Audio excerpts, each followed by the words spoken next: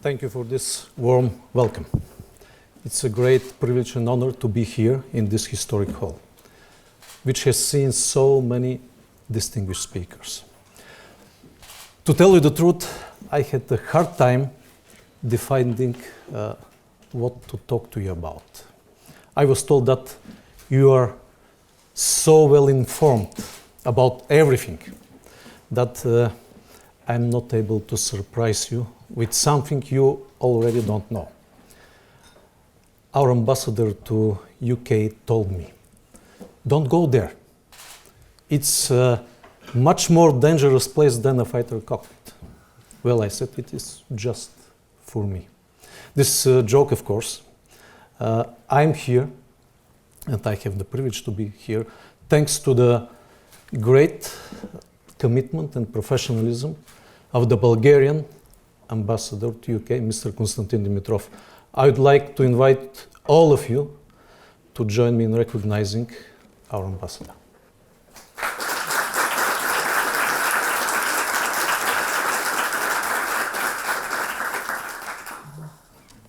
As you saw, just 2 years ago, I had the best job ever. Being a fighter pilot, leading my Air Force, enjoying one of the most powerful fighters, MiG-29. It was really very difficult and rewarding. Now, it is just difficult. But the most risky and rewarding part of my career, that was the deep transformation of the Bulgarian Air Force training model, transforming it from the obsolete Warsaw Pact tactics towards effective and realistic training model. In this effort, we were not alone. We had United States Air Force and the Royal Air Force supporting us by many deployments of their squadrons for training exercises. By the way, based on your reactions, I have a tiny hope that you understand my poor English, which was totally spoiled after 10 months in Alabama. So, those of you who think we can proceed without an interpreter, please raise your hands. Thank you, fine. I appreciate your diplomacy.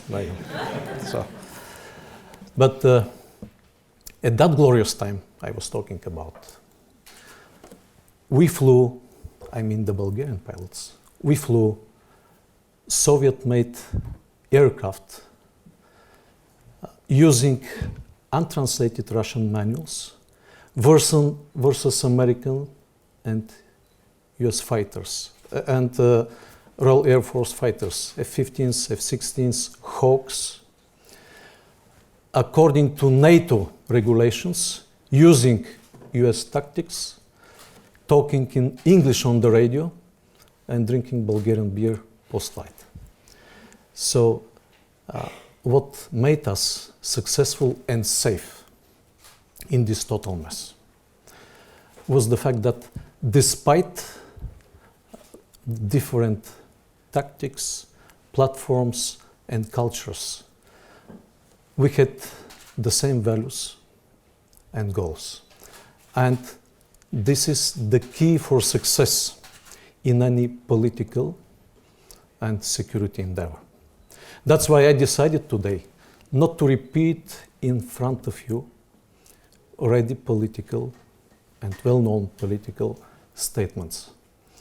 But I'm sure that you have a rich arsenal of instruments for analyzing political and security events. And my goal today is to try to enlarge a little bit your arsenals with some tools based on military strategy and aviation theory and practice, and viewed from my personal education and background. You probably have already noticed that when politicians meet young people like you, they feel tempted to start talking about future and leadership. I will skip that part, but limit myself to only one sentence about leadership. Years ago, I was invited to participate in the United States Air National Guard annual conference. Americans are great at organizing such events. Hundreds of people, incredible atmosphere, brilliant speakers on history, future, and leadership. At the very end, the director invited to the podium the youngest and the oldest members to decorate them. The latter one was 94. He shared with us his experience as a veteran of many wars and summarized his view on leadership in just one sentence.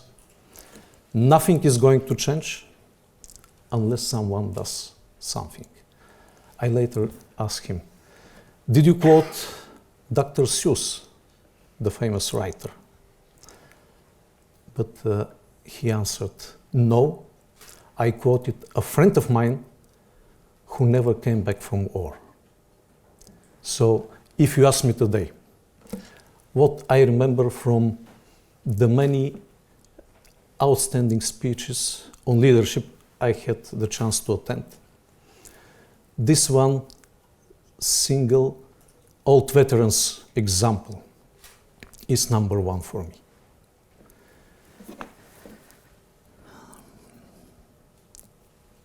And you can ask me what is the link between this story and contemporary security. What are the challenges in front of us? Why is security important? And what does contemporary security mean and how can we enhance it? And here is the link. To me, contemporary security means commitment. Commitment from everyone, especially from young people like you. You could argue that you are not preparing for a military or police career. Thus, security is none of your business. However, I would argue that contemporary security challenges are so complex and dynamic that they break the paradigm of dividing the society into security and defense sector and all the other sectors. Thus, welcome. You are already a substantial part of the European security. Why is security a top importance? Throughout the human history, security has always been the foundation for the prosperity and well-being of each society. Without security, it is useless to talk about economy, social development, education, etc. And history has severely punished any government or union failing to build reliable resistance to threats. What is the main question coming from here? Is Europe prepared for contemporary security challenges enough? To answer that question, it is not sufficient to note contemporary challenges, capabilities, and doctrines, but it is also important to know the evolution of conflicts and warfare. I would like to focus your attention today on some important periods and events over the past 30 years, which has changed our lives and which will influence our future. I will do this using the theory of the so-called effects-based operations. This concept was developed during the planning phase of the First Gulf War 1991 by the United States Air Force Colonel John Warden, a great strategic thinker, a brilliant mind.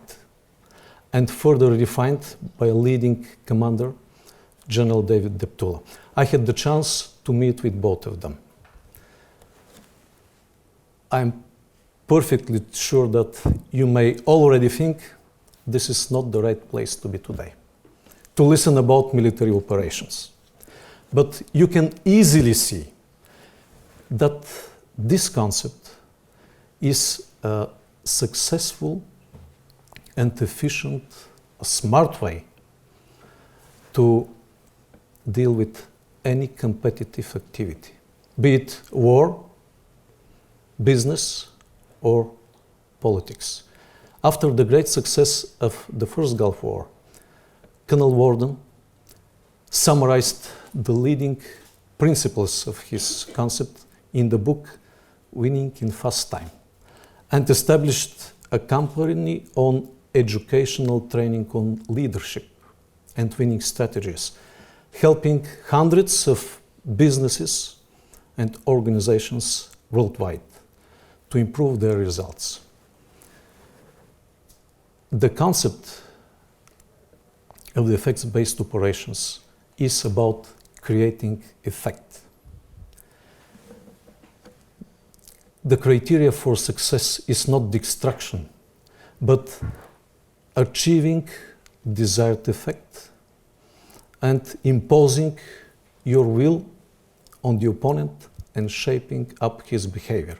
This is the whole about this concept. This approach integrates hard and soft power and military and non-military components and methods.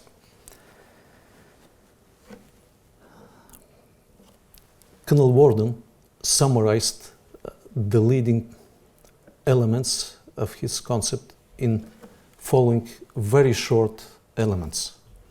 First, viewing the opponent as a system of systems. Next element is the five-ring approach. What does he mean? The core element of each government or organization is the leadership. That's the first ring. Next outer ring is population. Next is infrastructure, system essentials, and the external ring is fielded military forces. Next elements are center of gravity, inside, outside warfare, simultaneous parallel attack, and strategic paralysis. Now, armed with this theory, we can analyze some of the events I'm talking about.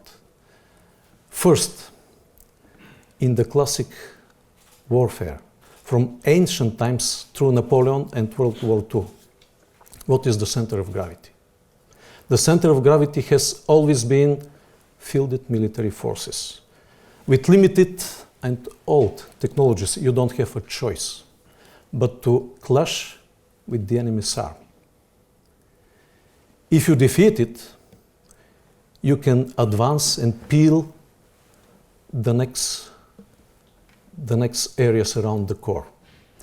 If the capital falls down and the leadership is captured, you can declare victory. However, the price is usually shocking. Annihilated armies, enormous amount of suffering and casualties, totally devastated governments. What is the breakthrough? This is the first Gulf War from 1991. The only way to make the Iraqi leader Saddam Hussein withdraw from the occupied Kuwait was through force. The coalition started deploying troops to the theater, a lot of troops, which took many months. The commander of the Central Command, maybe you have heard that name.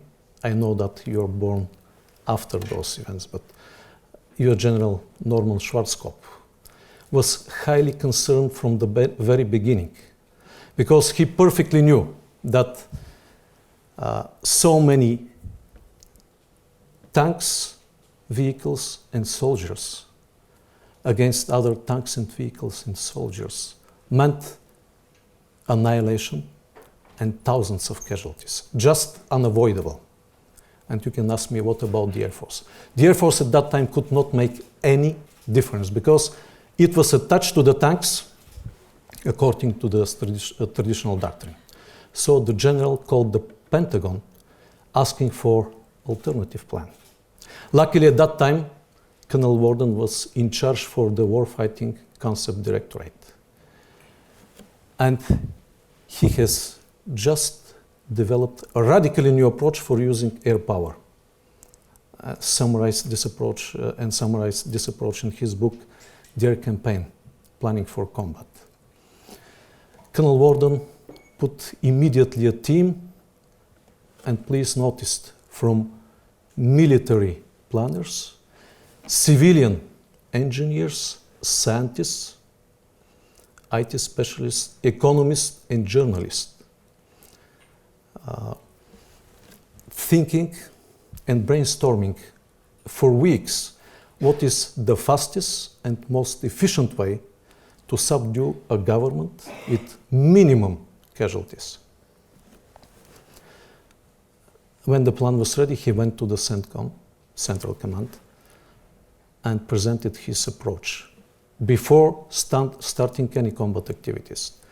First, we are not going to look for destruction. We are going to look for an effect based on the technological preponderance of the Air Force at that time. Reach, speed, and especially stealth and precision. Second, the main center of gravity is not the Iraqi armed forces, but the government leadership, Saddam Hussein. Next, we are not going to fight their tanks and soldiers. We will fly over towards the capital and hit there. What is this? Inside, outside warfare. Next, we are not going to target civilian population and to destroy the infrastructure. We will target with high precision, simultaneously and in parallel. Command, control, and communication centers, energy power plants, and TV and radio installations. We will cut the lines of communication between the leadership and troops and population, causing a moral degradation and a strategic paralysis. Saddam Hussein will not have any choice but to submit himself to our will. The outcome of this operation was an overwhelming success of the air power, revealing a new era of war fighting and military strategy. What is next? Next events are September 11, London Metro, and recent terrorist attacks on the streets of Europe. Well, what do you think is the center of gravity here? Infrastructure, people, population, or country leadership? Whatever it is, these events are a typical example for inside-outside warfare. Think about this. Aim to achieve a strategic paralysis through instilling fear and chaos. However, the result was limited, as the terrorists could not reach and still cannot reach a big amount of people. They reach just limited amount of people. And finally, we can talk about the so-called and very famous recently hybrid warfare, described in general as synchronized use of multiple instruments tailored to exploit national vulnerabilities across political, military, economic, social, information, and infrastructure spectrum, trying to achieve synchronized and synergistic effects. just 30 years ago, our challenges were hard but clear. We knew who is a friend and who is a foe. There was a clear line between clear ideological and geographical line between freedom and autocracy. It was easy to measure the magnitude of threats by the number of tanks, aircrafts, and ships. Enemies wore uniform. Is the same today? No. The world today is much more dynamic, much more complex, and unpredictable. The shift from one polar towards multipolar world is yet to boost instability. Governments with growing economical and military power struggle for more influence, using methods far beyond Kissinger's diplomacy, and acting from position of strength. Non-government actors compete with governments to increase their influence and power. Governments and organizations with limited economical and technology potential adhere to asymmetric approach. And you can see that terrorist and cyber attacks are our everyday news.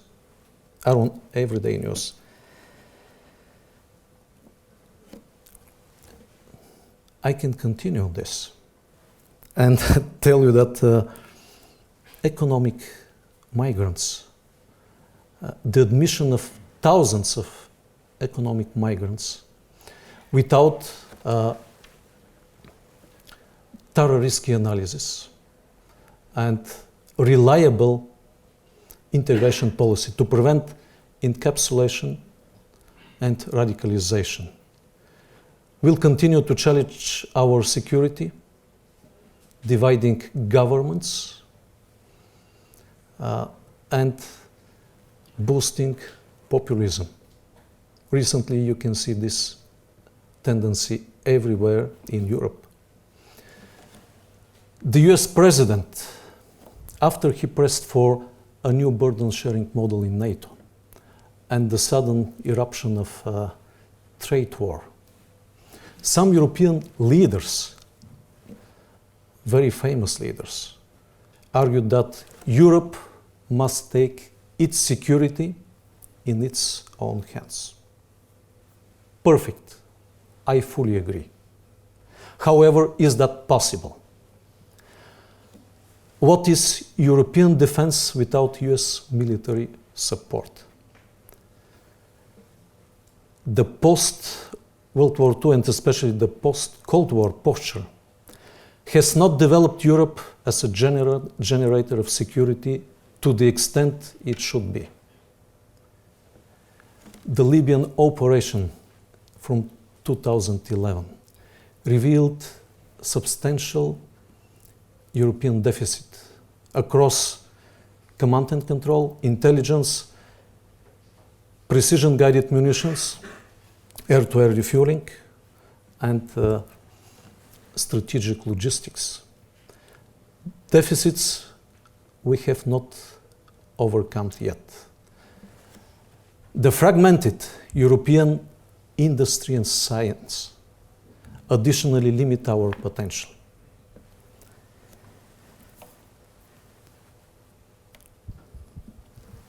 And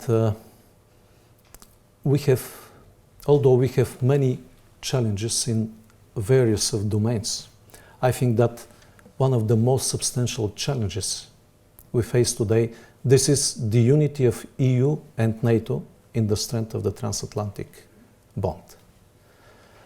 Our unity has been challenged from outside by strategic players who use security support, trade conditions, cheap energy supply, and attractive investment opportunities to stimulate bilateral relations with different EU countries, instead of approaching towards the European Union as an entity.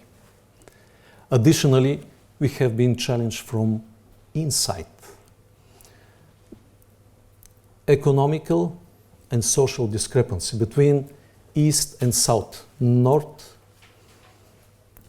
between East and West, North and South Europe, growing inequalities, undermining of the rule of law, and high-level corruption, and the inability of the European institutions to meet citizens' expectations and to implement timely reforms and decisions. All these are factors. They are the main drivers for the fading trust in the European model, which additionally increases our risks and challenges.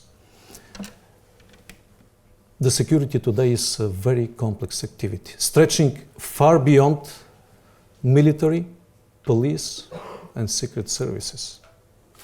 It requires strong democratic values and trust in our institutions and commitment from everyone. This is why I think that one of the most dangerous methods of the hybrid warfare today is fake news. It is a perfect example of what? Effects-based operation. It has global reach and speed. Your smartphones are accessible from the other side of the globe in seconds. And you should always think about that.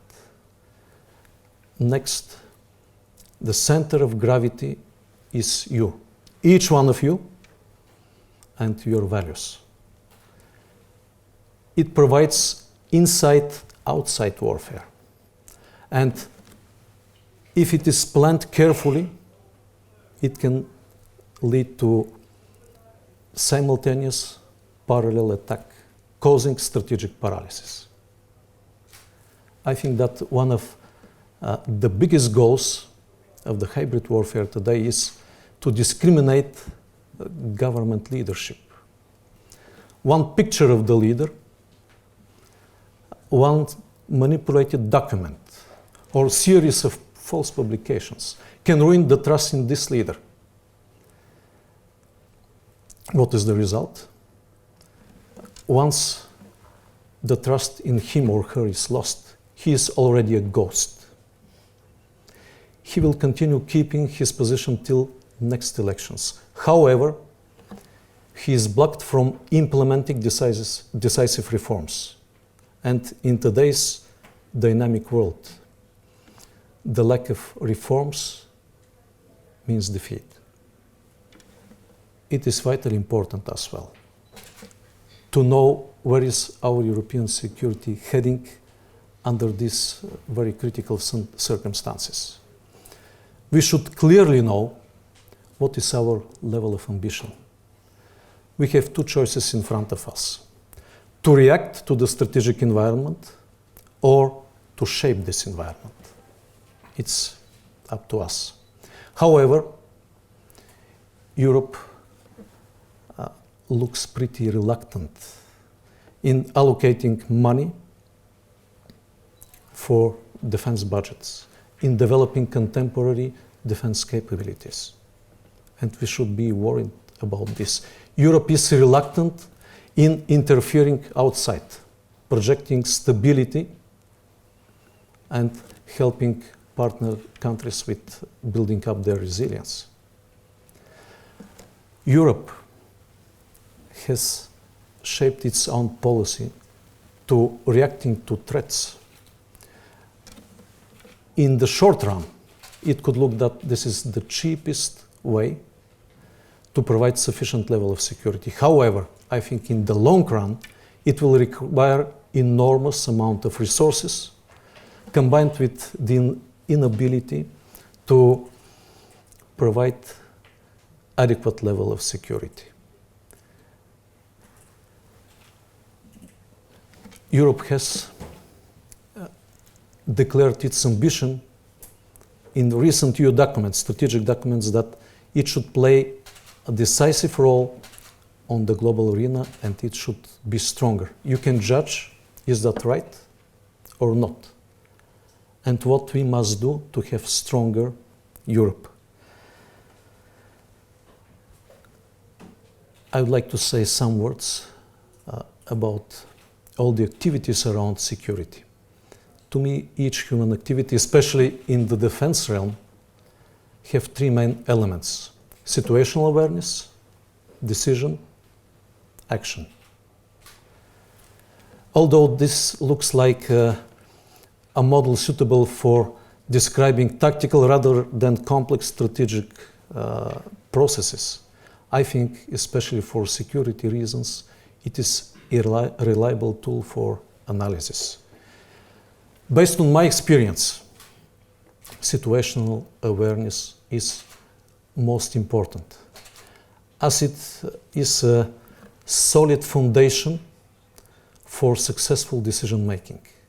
Good situational awareness ensures reliable perception of the situation, good orientation, and projection of future status. I will give you an example. When years ago we analyzed the deteriorating flight safety record in my Air Force, we found out that knowing perfectly the flight manual does not guarantee adequate level of security. There are many circumstances behind this, but level of flight safety. But what is the most important for any emergency? First, to get aware you are in emergency. Second, to have the right orientation. What's really going on? What are the reasons? And what is the projection of future status? And third, to apply proper actions. In the contemporary flight manual of each fighter plane, there is a thick chapter devoted to emergency, containing description of emergency signs and indications and instructing actions. Although the pilot can learn this manual by heart, very often he is not able to catch the symptoms of developing emergency, or he can fall in a situation even not written in the manual, and he has never been trained how to deal with this. And our life is full of unpredictable situations not written in our manuals. We can place this process on a simple diagram. Imagine for a moment on the vertical axis the progress of emergency, on the horizontal axis the time. So what's going on right now? If the pilot is able to catch in time the symptoms, to orient and to apply proper actions, he will recover to the normal situation. However, if based on insufficient information or being overwhelmed with information, he can focus on something insignificant, while in parallel is developing the real emergency process outside of his mind. The situation is rapidly deteriorating and approaching the so-called E-line. Once you cross the E-line, the only chance for survival is ejection. You know what does it mean? You have two handles, you pull them and you escape safely from the aircraft. However, the aircraft is lost 100%. Somewhere above this E-line is the F-line, fatal line. If you hit that line, it doesn't necessarily mean you hit the ground or you hit another plane. You can still fly for a small amount of time. However, if you are beyond that line, once you cross it, you are a dead man 100%.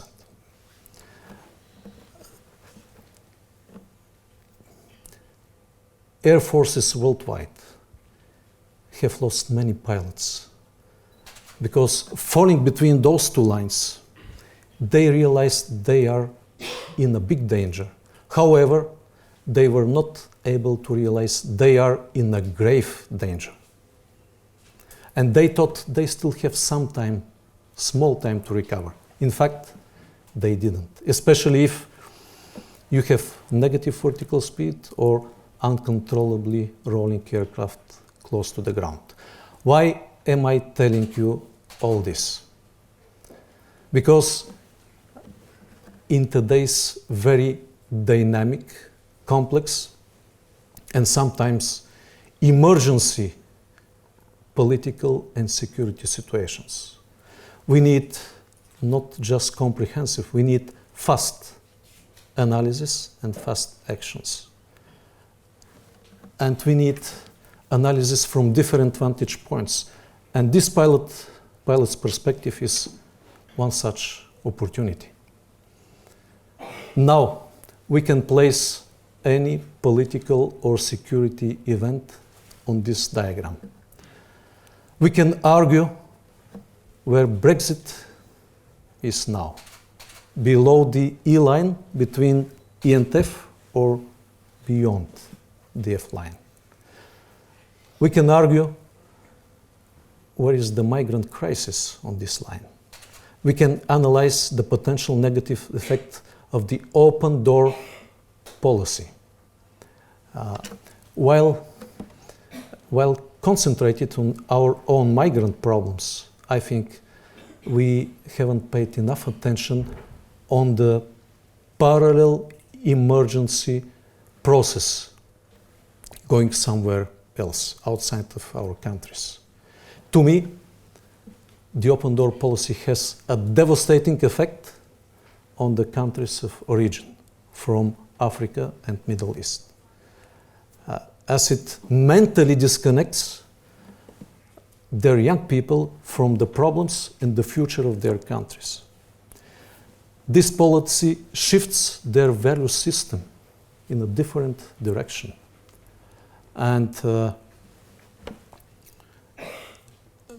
just those people, those young people, many of them now think that there is easier and faster way to better life. Because the goal of many of them is now to get to the Western Europe and to take advantage of the social system of the countries there.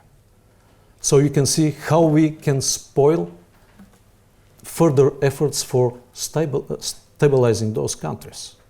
And we need to think, we need to have a comprehensive, multidimensional approach to this crisis.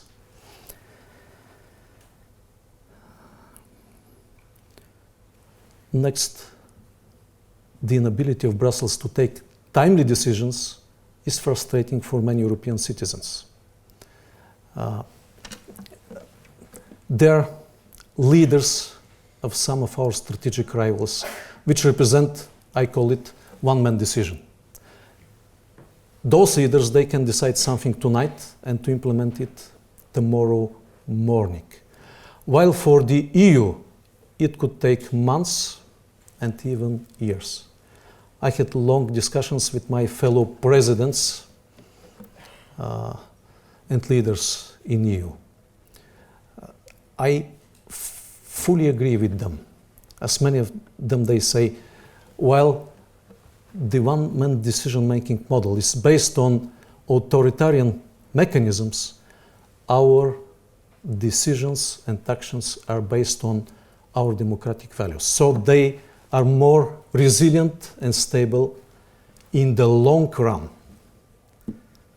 I fully agree with them, except with one thing. Where is the finishing line?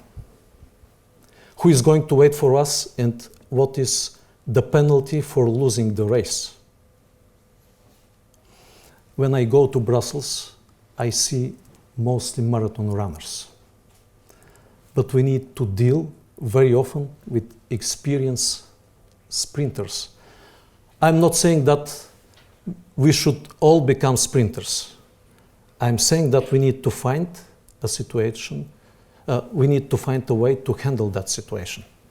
Moreover, in many occasions, we have seen how those rivals turn our strength into our weaknesses. They perfectly know that we base our decisions and actions on our democratic values like transparency, openness, pluralism, consensus, while they approach us aggressively using authoritarian policy and subversion and violating human rights. And our big challenge is how to deal with those rivals without compromising our values.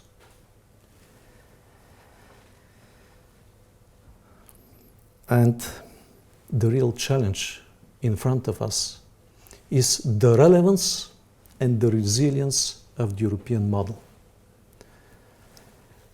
So we have to think how to reshape our security model, our institutions, and budgeting in order to be more ambitious and more proactive when projecting our security forward by properly integrating the main instruments of power: diplomacy, economy, information, and military.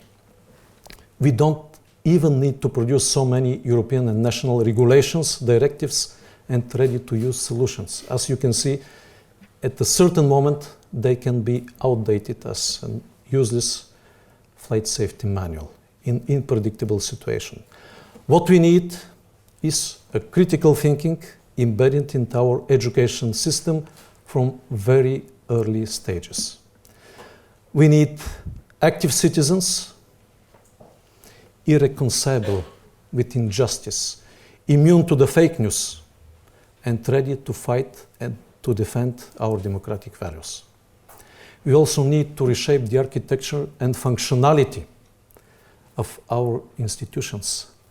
They emerged in the pre-digital era, when we used to have just a few state-controlled TV channels, no social networks, and strong hierarchy of information and decisions. Now the power is shifting from vertical to horizontal. And one Facebook post can rally thousands of people on the street. And this is the main reason our citizens feel underrepresented and lose trust in our institutions. Nothing is going to change unless someone does something. So now you can see how generous my generation was towards your generation by leaving you so many puzzles to solve. You have the privilege to study in the best universities. However, even the best curriculum inevitably puts you in a box, limiting the scope of your sensors and thinking. If they do not succeed, your politicians will try to put you back into the box. If they somehow fail, the media will be always there to finalize this task. Those of you who want to be successful in this enormous space of change have to get out of the box. I'm sure there are brilliant careers in front of you. I hope that one day, at the height of your careers, you will be able to say, I did something good for my country, for Europe, for prosperity, peace, and humanity. Thank you.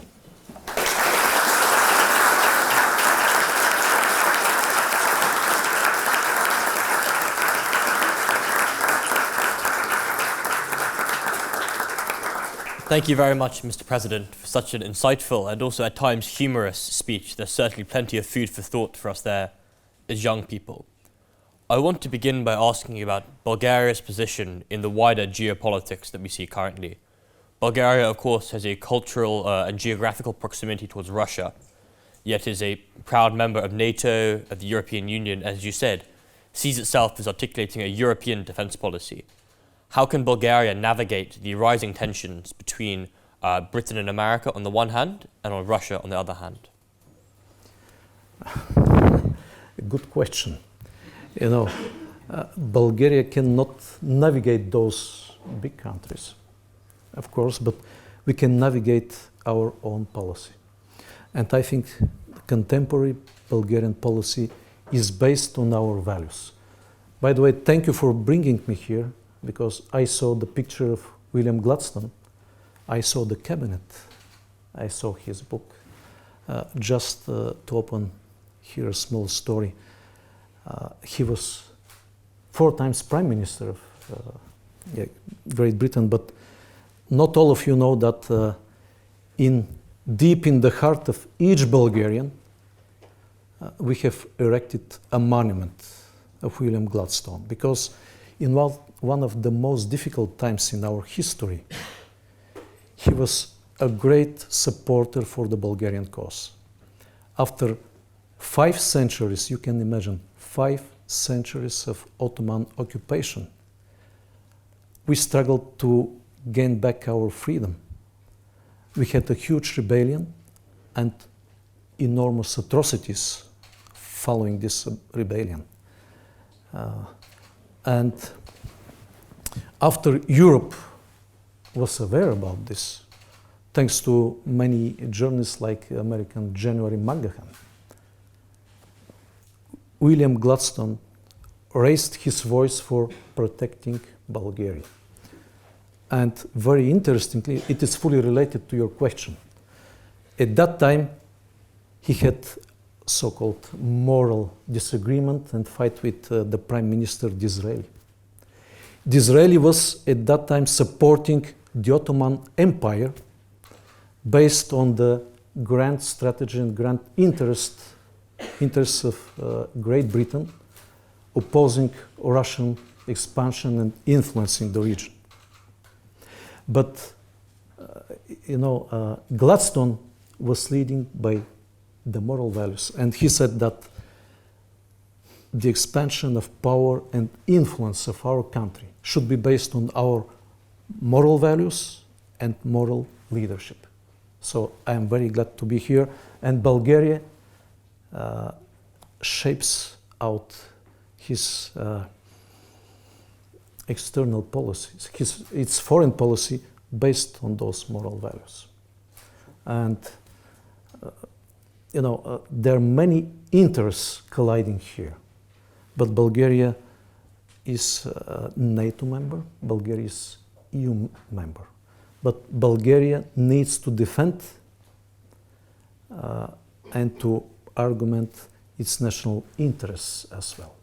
And as each country, we have a variety of interests, not only security, but economy, let's say, and energy interests. So we need to be very balanced, but again, to lead us based on our values. You mentioned several times in your speech the issue of the migration crisis that Europe is currently facing. Are you optimistic that the European Union can, at a organizational level, present a solution to this migration problem? Or do you think that the different politics of various countries present an insurmountable challenge? I think we should avoid any extremism, we should avoid any populism in solving this crisis. But I strongly support to reinforce our borders. However, no fortress has ever survived throughout history under long occupation. I don't want to see Europe turned into a big fortress. This is not a long-term solution. It could be a short-term solution. But in the long run, we need to go outside Europe. We need to go and promote stability. We need to go and promote resilience.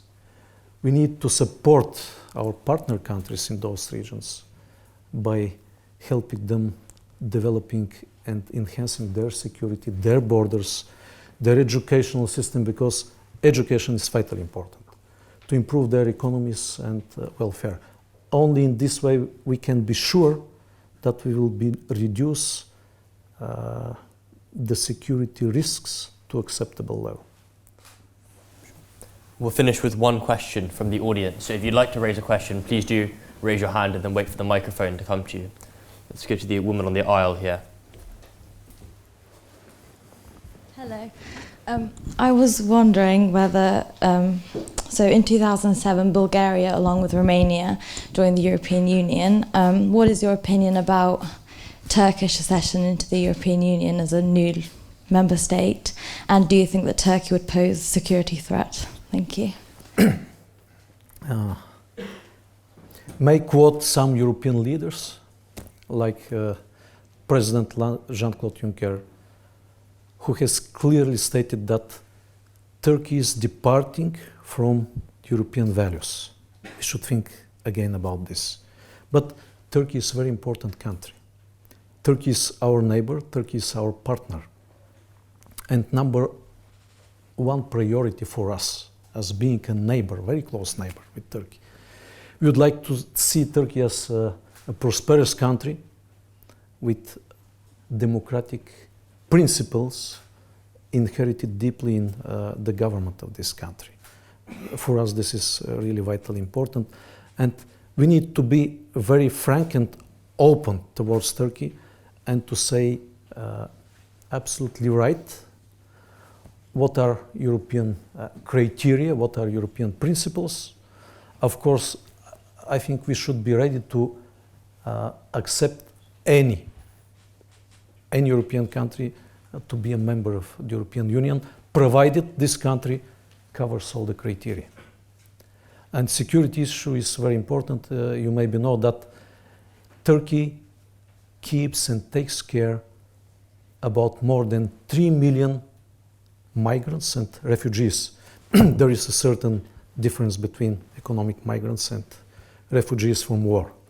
But Europe should be very careful here. We need to support Turkish people for improving the overall political situation and perspectives in front of their country. Thank you very much. Your Excellency, thank you so much for coming to speak to the Oxford Union today. It's an absolute honour, and particularly to hear your fond words about William Gladstone, our former president. It's been fascinating to learn from your remarks today and from your experience. We wish you all the best for a very safe remaining trip to the United Kingdom. Thank you.